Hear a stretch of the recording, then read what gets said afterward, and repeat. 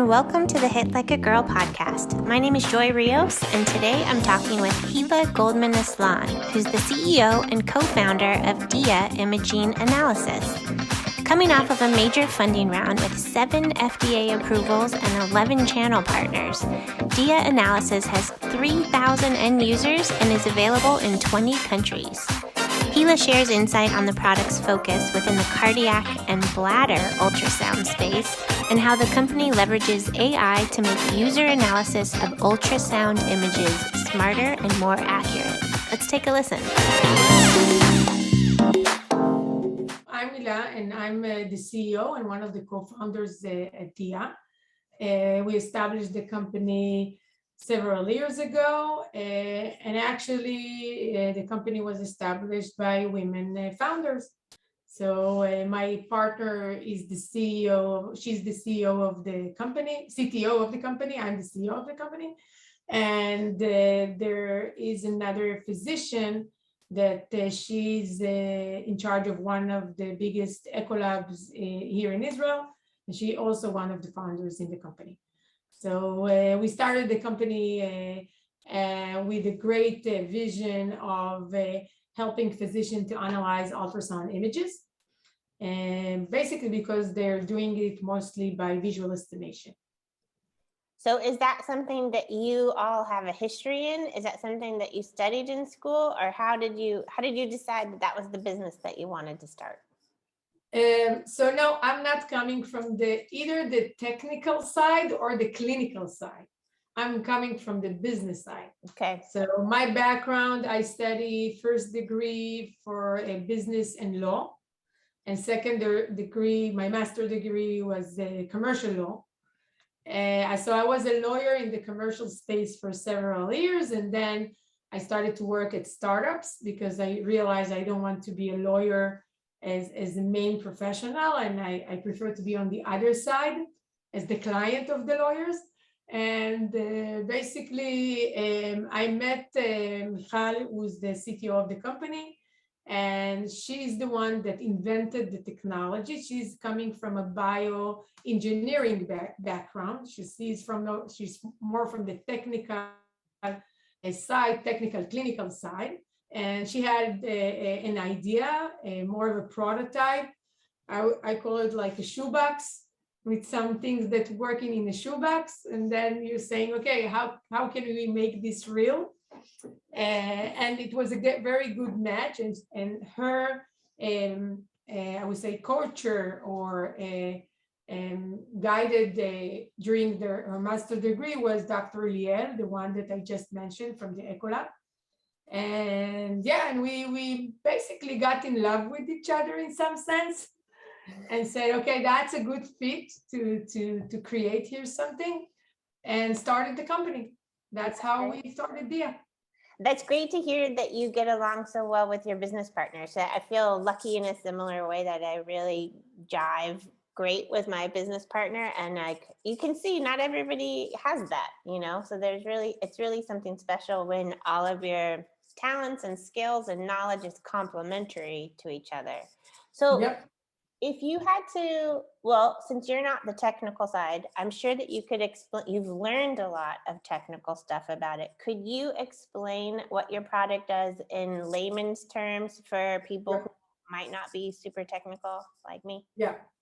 So the ultrasound space, I think, is the most exciting space in the medical imaging space, because we see a big shift of using ultrasound devices, even handheld devices that connect to your cell phone, even in many new areas that with new users. So you will not see MRI device or CT device at your primary care or family physician office, but you are going to see ultrasound devices, handheld portable devices at the point of care, at the emergency room, ICU, paramedics, family physicians, and it's becoming an essential device to analyze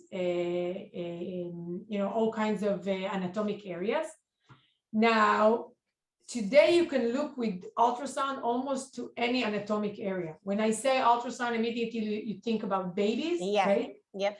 But no, you can look at the heart and then the liver and the lungs and, you know, and the shoulder. You can look at so many anatomic areas and organs. And since it's becoming cheaper and also the image quality is getting better, you can see more and more users using ultrasound. Now, our technology was designed to help the physicians, the ones that are using the ultrasound devices, analyze those images automatically, which means that if they're looking, let's say, at the heart, and they're trying to understand if something is wrong, so we can identify all kinds of abnormalities, do some measurements, and things that right now they're doing it visually, which is very subjective and time-consuming and highly depend on the user experience. We saw that subjectivity needs to be eliminated, and we want to take the subjectivity out of the ultrasound analysis process and bring more automation to this process. So how many images would a clinician or healthcare provider be taking at any given time that they need to be able to like synthesize that information so quickly? So basically, so we are a software company. We're not hardware. We're not developing the hardware, the ultrasound device itself. We actually partnering with ultrasound vendors like GE and Philips and other big ultrasound vendors that adding our software inside the devices as an add-on software. And once the physician take an image, let's say of the heart, then pressing our solution and getting results immediately, automatically, which otherwise you would do visually and not necessarily in the correct way. Now, the way that it's being done, so it really depends on the setting. So at the emergency room, they're looking at the heart and at the abdominal, at lungs, they're looking at all kinds of areas, but they're doing a very limited scanning because, you know, they don't have time. They want to do a triage to know left or right, there is a heart issue or not. If there is a heart issue, let's send them to a cardiology to follow up and see what's going on there. But let's say if we're using our technology at a different setting, like at the echocardiography units at the echo lab, then they're taking even 50 clips of the heart to look at various areas and various angles of the heart to find abnormality. And so over there, we bring more solution and more indication that can help them identify all kinds of things. So it really depends on the setting in terms of how many images they're taking. So is that where maybe the AI intelligence comes in at all? Like, is there any AI aspect of what it is? Is something like all of our solutions are based on AI technologies that we developed. Okay. And it's a combination between machine learning, deep learning, and computer vision. And we created a method and techniques that we know how to look at ultrasound images, which are very noisy image, by the way, versus MR and CT, and understand what kind of technology will work and how we can eventually identify those things in the picture that we want to find.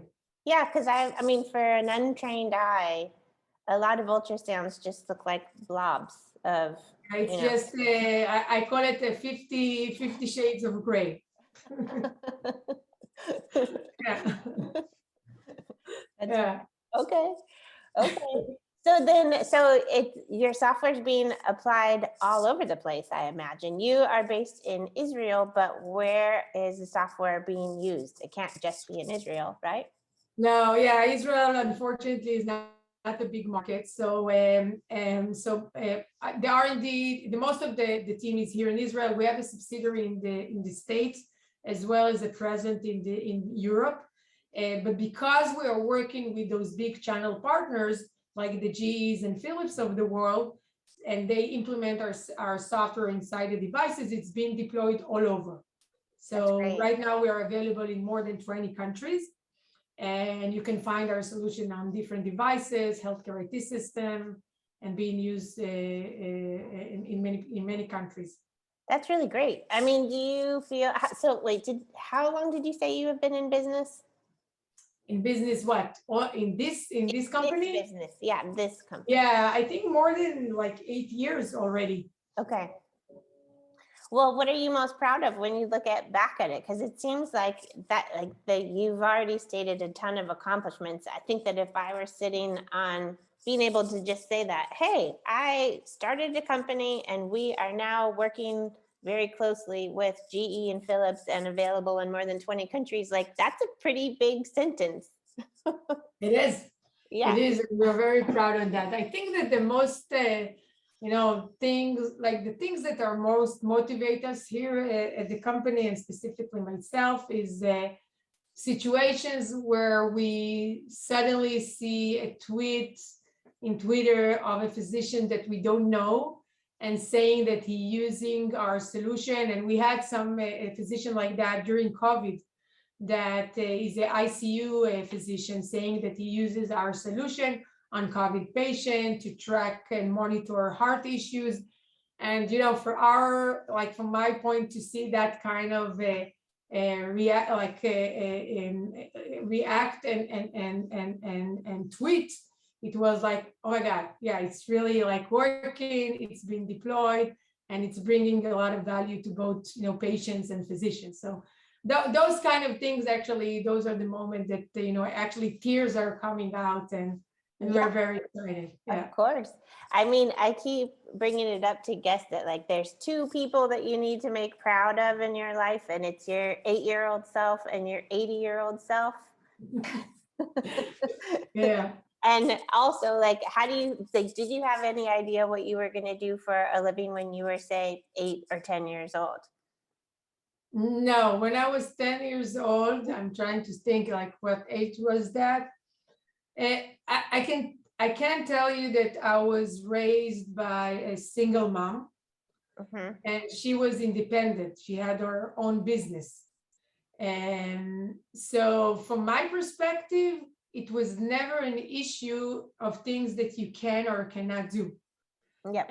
And when I look at my mom, like going to work and pushing things and creating things and still having raising us, myself and my brother, my perspective was like, yeah, I can do that. Yeah, I can do it. I can be independent. I can do things like that. And so I didn't know what I'm going to do, but I knew that I'm going to initiate things and move things and be in the business space. That's for sure. But I didn't know what. I can relate to that. I was raised also by a single mom, and I remember coming across the idea when kind of the outside world gives you either this message that you can't do something. It was really hard for me to believe that. I was like, what do you mean women can't do something? We're doing it all at home. Like, who else is doing it? Yeah. And I assume, like me, you were very independent. So you did things like that others didn't do early. So from that perspective, every experience like that, it was like, yeah, I can do that. If that he can do it, I can do it. It wasn't an issue. Yeah, of course. Like, roll up your sleeves. It's gonna get done. Might as well get to it. Yeah.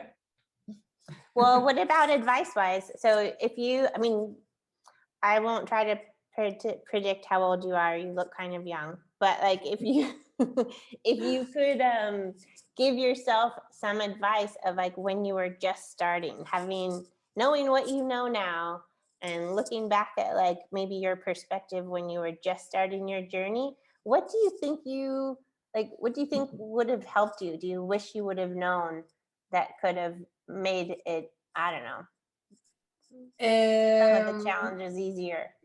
Yeah, I think that I would have told myself then that, I think the first thing that come into my mind is, there were so many nights that I didn't sleep over things that weren't in today perspective, wasn't worth not sleeping because of them.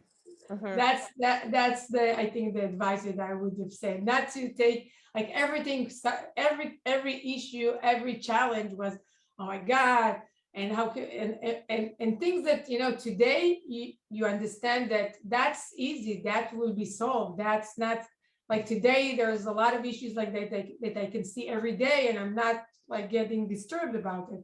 I know it's going to be fixed. Back then it was, oh my God, that's what's going to happen now. So do you think that comes from like trust in yourself or trust in like your capacity to handle problems or difficult things? so I'm not sure. I think it's maybe it's a maturity that eventually, you know, when you running a company and it's growing. So it's the same thing with kids that you're saying, small kids, small troubles, big kids, big troubles. So I think that's the difference, because when the company is bigger, there are more trouble. And when you look back then, you're saying, oh my God, that was easy. That wasn't really a trouble. So it's more of an experience and maturity. Yeah. But yeah, of course. And I think there is a way, you know, you mentioned about if I wish that I had consulted more with people that had more experience than me Yeah. back then. I think that would have helped. So my advice for young women that want to run a startup and to initiate the startups is to find those mentors and people that they can get advice, hear podcasts, go to lectures, go to meetups. I think that's, you know, from that perspective, you're getting a lot of reassurance and a lot of problem solving and experience from people that been there and done that. Yeah. Don't be afraid to ask. I think that that's one thing that's like just an informational interview. I think that young people might forget that people love talking about themselves. And especially if they've learned something, it's actually quite flattering to be able to share like, hey, this is what I know, and I would be happy to pass it on. Whereas, you know, I mean, even my younger self would probably be a little bit timid of like, oh no, why is that person going to talk to me? But yeah, because you asked. Sometimes just because you ask is a good enough I reason. agree. Yeah. When I think about your worry situation or like, and things that like we tend to get anxious over, one thing that has helped me in the past has been asking myself the question, is this going to be important a year from now? Like whatever it is I am upset about, will it matter literally 12 months from now? And if the answer is yes, then like, okay, then it probably warrants me like having this emotional response. And if the answer is no, then it helps me to like, okay, calm down. So I had a few years ago a mentor that told me to look at that also almost the same way, but asking different questions, because a lot of the times that we are having a challenge or we think that we have a problem, so the best thing he told me to ask is what is the worst thing that can happen if this problem will eventually happen, like this, like the scenario that you're thinking that is going to happen, what is the worst case, what is the probability that it will happen? And sometimes suddenly you're saying, oh, this is 30% or 50% or something like that, and actually, oh really, did I just said that? Then maybe it's not such a big problem. And also, what can I do? Like, what will help me to solve it? Like, do I need to get an advice? Do I need to just sit tight and wait? Do I like? And once you understand also what is the a lot of the time from asking the question, you already have the answer. And first of all, it's not such a big problem, and the answer is already there. So just to give proportion to the things that we think are big. Yeah, I've you know, through these conversations, there's been some really good advice that people have given, and one of them is similar to what you're saying. A woman was sharing that sometimes when you imagine the worst case scenario, and let's say that the likelihood of it happening is actually 100%. That's 100% you're going to get to the worst case scenario. But once you start to identify what does that actually mean and how would I handle it, and it's not as bad or scary that you're like, oh, even if that does happen, I can manage it. It'll be okay. And that's one thing that to help people calm down as well. Yep.